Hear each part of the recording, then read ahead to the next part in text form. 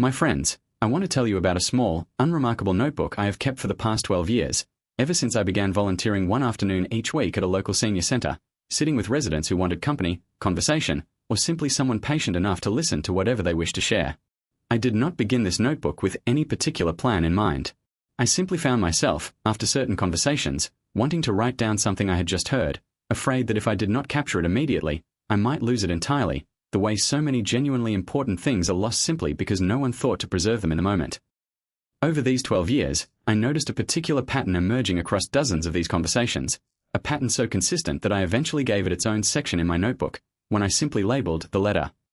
Again and again, sitting with men and women well into their 80s and 90s, I heard some version of the exact same confession. There had been a letter they meant to write decades earlier, usually somewhere around their 60th year, a letter to a sibling, a parent, an old friend, a child, occasionally to themselves, a letter containing something true and important they had never quite found the courage or the occasion to actually send. And now, sitting across from me in their final years, the person this letter was meant for was very often gone, the opportunity closed permanently, the letter existing only as a private, aching regret they had carried, in some cases, for 30 years or more.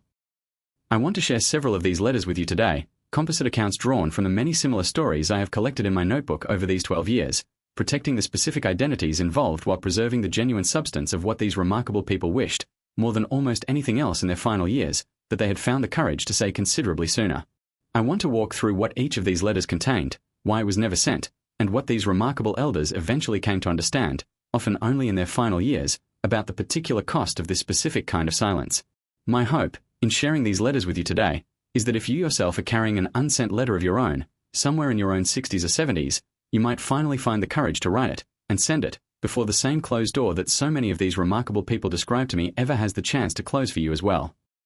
The first letter, to an estranged brother. The first letter I want to share with you belonged to a woman I will call Eleanor, who came to sit with me nearly every week during her final 2 years, always circling back, eventually, to the same unresolved ache. She and her younger brother had fallen out during their own middle years, over an inheritance dispute following their mother's passing that neither of them had ever properly addressed. For nearly 30 years, they exchanged only the barest holiday courtesies, polite cards with no genuine warmth, each one quietly hoping, Eleanor eventually admitted to me, that the other might finally break the silence first. She told me, during one particular conversation I still remember vividly, that she had actually drafted a letter to him in her early 60s, several handwritten pages acknowledging her own part in the original dispute, expressing genuine love for him despite their long estrangement, and inviting a genuine reconciliation before either of them grew much older. She had kept this letter in a drawer for nearly 8 years, rereading it occasionally, always finding some reason to delay actually sending it, waiting for a better moment, a clearer sign that he too was ready, a certainty about the outcome that never quite arrived. Her brother passed away suddenly from a heart attack in her early 70s, and the letter, still unsent, remained in that same drawer. Eleanor told me, near the end of her own life, that this unsent letter was the single regret she carried most heavily above every other difficulty of her long life. She said she had spent decades believing that reconciliation required the right moment, a moment that, in truth, never actually arrives on its own, and needs instead to be created deliberately, imperfectly, regardless of how uncertain the outcome might feel in advance. She told me, with a directness I have never forgotten, that she wished, more than almost anything else, that she had simply mailed that letter the week she wrote it, uncertain outcome and all, rather than waiting 8 additional years for a certainty that death itself eventually made permanently unavailable. I asked Eleanor once what she believed had actually kept her from sending it during those 8 years, since she herself described the letter as essentially finished within the first few weeks of writing it. She thought about this for a long moment before answering, and what she finally said has stayed with me ever since. She said she had convinced herself, quietly and without ever fully examining the belief, that sending an imperfect letter was somehow worse than sending no letter at all, that a slightly wrong word or an insufficiently humble sentence might make things worse rather than better. She said she understood now, far too late to matter for her own brother, that this belief had been entirely backwards, that an imperfect letter sent is worth infinitely more than a perfect letter left forever in a drawer. The second letter, to a father before he passed. The second letter belonged to a man I will call Walter, a retired mechanic who came to the senior center every Tuesday afternoon, always cheerful and talkative about nearly everything except one particular subject that, once he finally trusted me enough to raise it, revealed itself as a source of genuine, ongoing grief. His own father had been a hard, emotionally distant man throughout Walter's childhood, and Walter had spent much of his own adult life quietly wishing his father would offer some acknowledgement of the pain this distance had caused, an acknowledgement that never once arrived across an entire lifetime. Walter told me that in his own early 60s, with his father then well into his 80s and visibly declining, he had finally worked up the courage to write his father a letter, not demanding an apology, but simply expressing, plainly and honestly, how much his father's emotional distance had affected him throughout his childhood and young adulthood, and how much he still, even as an aging man himself, wished for some genuine connection before his father's remaining years ran out entirely. He carried this letter with him for several weeks, intending to hand it to his father directly during his next visit, but each time the visit arrived, his courage failed him, and he returned home with the letter still folded in his jacket pocket, unread by the one person it was meant for.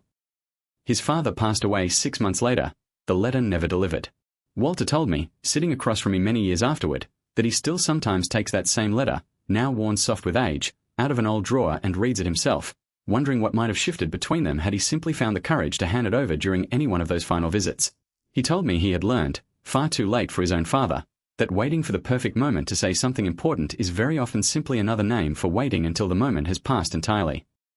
Walter described something else to me that I have often thought about since, a specific detail about the last visit before his father's death. He told me he had actually held the letter in his hand, in the car, in the parking lot outside his father's home, for nearly 10 minutes before finally deciding, once again, that this was not quite the right time, that his father seemed tired that particular day, that perhaps next week's visit would offer a calmer, more suitable occasion. There was, of course, no next week's visit. Walter told me that this single memory, sitting in that car with the letter literally in his hand, mere feet from the man it was meant for, was the image that returned to him most often in his own final years, a reminder that the right moment he kept waiting for had, in fact, already arrived and simply gone unrecognized.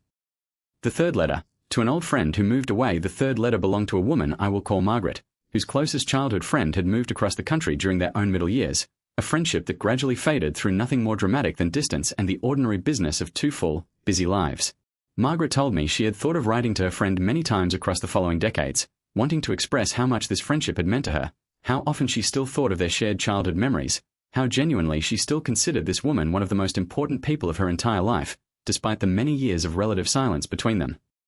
She told me she had drafted this particular letter in her mind countless times, composing entire paragraphs during quiet moments, imagining her friend's response, but never once actually sitting down to write and send an actual, physical version. Each time she considered it, some small doubt would arise, a fear that too much time had passed, that her friend might not remember their shared history with quite the same warmth Margaret herself still carried, a fear that kept the letter permanently confined to her own private imagination rather than ever reaching the page. She eventually learned, through a mutual acquaintance, that her old friend had passed away after a brief illness, having lived her final years only a few hours' drive from Margaret's own home, a distance that could easily have permitted a visit, a phone call, or, at the very least, the letter Margaret had composed so many times in her own mind but never once actually sent. Margaret told me, with a grief that seemed nearly as fresh as if this loss had occurred only weeks earlier rather than many years before, that she wished desperately she had simply written down even one of those countless imagined letters and mailed it, uncertain of the reception it might receive, rather than continuing to perfect an unsent letter that existed nowhere but in her own private thoughts. What struck me most about Margaret's particular grief was her own honest acknowledgement that the distance between them had never actually been the real obstacle at all. She lived only a few hours away from a woman she loved deeply for nearly 40 years, a distance easily covered by car, by phone, by a simple letter requiring nothing more than a stamp and a moment's courage. She told me that geography had simply become a convenient excuse standing in for a fear she never fully named even to herself, the fear that reaching out after so much silence might reveal that the friendship, so precious in her own memory, no longer mattered quite so much to the person on the other end. She said she would give almost anything now to have tested that fear while testing it was still genuinely possible. The fourth letter, to a child now grown. The fourth letter belonged to a man I will call Harold, a father of 3 who had worked long hours throughout his children's upbringing, missing considerably more of their childhood than he had ever intended, always assuming there would be ample time later to make up for this absence through some future closeness he kept perpetually postponing. His middle daughter, in particular, had grown into an adult who maintained only distant, dutiful contact with him, a coolness Harold attributed, correctly, to his own earlier absence during her most formative years. Harold told me that in his early 60s, feeling the genuine weight of this distance for the first time, he had considered writing his daughter a letter acknowledging his own failures as a younger father, expressing genuine remorse for the time he had missed, and asking, humbly, whether she might be willing to build a warmer relationship with him during whatever years they had left together. He drafted several versions of this letter over the following 2 years, always finding the tone insufficiently humble, or too self-pitying, or somehow not quite right, before eventually setting the entire project aside, telling himself he would return to it once he had found the proper words.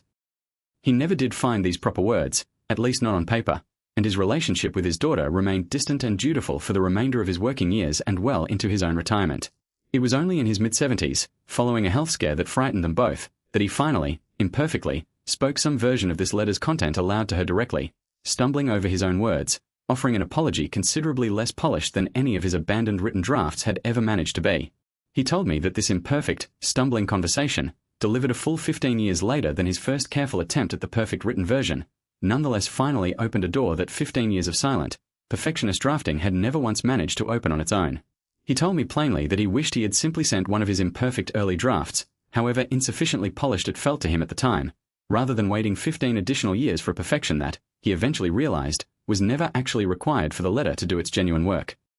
Harold's story carried a genuine measure of grace within it that I want to acknowledge honestly, since not every letter delayed reaches its recipient too late. His daughter, once he finally spoke his imperfect truth aloud, responded with a warmth he had not expected, telling him she had been waiting, in her own quiet way, for exactly this kind of honesty for years, though she never once felt entitled to ask for it directly herself. Harold told me their relationship, in the decade since that difficult, stumbling conversation, had become genuinely close, closer than he ever believed possible during the many years of polite distance that preceded it. He said this outcome, arriving so much later than it needed to, only sharpened his regret about the 15 wasted years rather than easing it, since it proved so clearly that the warmth had been available all along, waiting only for his own courage rather than any change in his daughter's own readiness to receive it.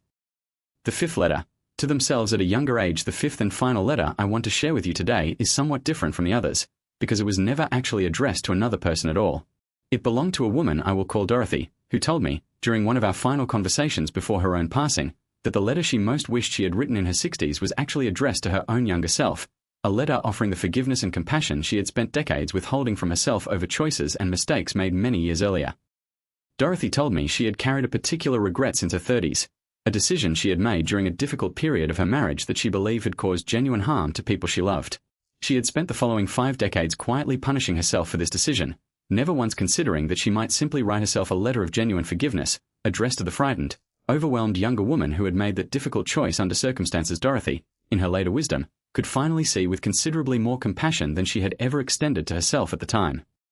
She told me she finally wrote this particular letter in her mid-80s, decades later than she wished she had, sitting with me one Tuesday afternoon at the senior center, tears in her eyes as she read aloud what she had finally allowed herself to write. She told me this single letter, addressed to no one but herself, brought her a peace she had been searching for, unknowingly, for over 50 years. She told me, with a gentle but unmistakable urgency in her voice, that she wished she had known, decades earlier, that this particular letter did not require anyone else's permission or participation to write, simply her own willingness to finally offer herself the same grace she had always found so easy to extend to everyone else in her life except herself.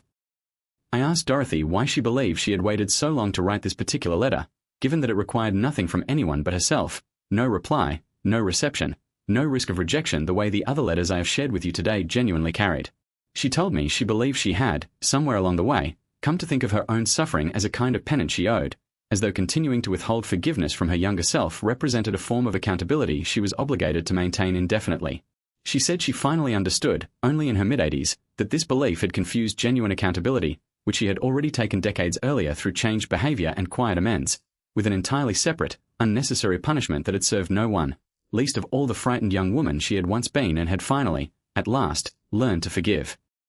My friends, I want to share with you what I have come to understand, sitting with dozens of these remarkable people across 12 years of collecting these particular stories, about why this pattern repeats itself with such striking consistency. Each of these letters, whether to an estranged sibling, a distant father, a faded friendship, an adult child, or one's own younger self, shared a common thread that I believe deserves your careful attention today. Every single person who eventually shared their unsent letter with me had, at some point in their own 60s, genuinely intended to write and send it. The intention itself was never lacking. What was lacking, in every single case, was a willingness to send the letter imperfectly, uncertainly, before the ideal moment, the perfect wording, or the guaranteed positive reception ever fully arrived, conditions that, as every single one of these remarkable people eventually discovered, very rarely arrive on their own before the genuine window for sending the letter simply closes forever. I think often of Eleanor's letter, sitting unsent in a drawer for 8 years while she waited for a certainty that never came. I think of Walter's letter, folded in his jacket pocket during visit after visit, never quite finding its way into his father's hands before his father's own hands could no longer receive it. I think of Margaret's countless imagined letters, composed so beautifully in her own private thoughts but never once transferred onto an actual page her old friend might have actually read. I think of Harold's 15 years of perfectionist drafting, and Dorothy's 50 years of withheld self-forgiveness, each one delayed by the same understandable but ultimately costly belief that the right moment, the right words, or the right certainty would eventually arrive to make the sending easier and safer than it currently felt. I want to say plainly, before I close, that not every letter finally sent receives the warm reception Harold eventually found with his daughter. I have also sat with several people in my notebook's pages whose letters, once finally sent, were met with continued silence, or even renewed hurt, outcomes I do not want to minimize or promise away simply for the sake of a tidier lesson. But even among these harder stories, I noticed something worth sharing honestly. Nearly every person who finally sent their letter, regardless of how it was ultimately received, described a genuine peace in having finally spoken their truth, a peace considerably different from and, in most cases, considerably more bearable than the specific regret of having never tried at all. The uncertain outcome of a sent letter, it seems, is almost always easier to carry than the permanent, unresolved question of an unsent one. If you are watching this today, and you recognize, somewhere in your own life, a letter you have been meaning to write, whether to someone else or, as Dorothy eventually discovered, to your own younger self, I want to ask you directly, with all the urgency these remarkable people asked me to carry forward on their behalf, please do not wait for the perfect moment to write and send it. Write it today, however imperfect the wording feels, however uncertain you remain about how it might be received, and send it, mail it, hand it over, or speak its contents aloud, before the same door that closed so permanently and so painfully for Eleanor, Walter, Margaret, Harold, and Dorothy ever has the chance to close for you as well. Thank you so much for spending this time with me today. I hope these 5 letters, gathered across 12 years of listening to remarkable people share their own hardest regrets, help you recognize your own unsent letter clearly, and give you the courage to finally send it, imperfectly and uncertainly, rather than waiting for a perfect moment that, as every single person in today's reflection eventually discovered, very rarely arrives before it becomes permanently, painfully too late. Until next time, this has been Eternal Flame Wisdom. Stay honest, stay brave, and remember, the letter you are waiting for the perfect moment to send is very often the exact letter that most needs to be sent today. Thank you for watching.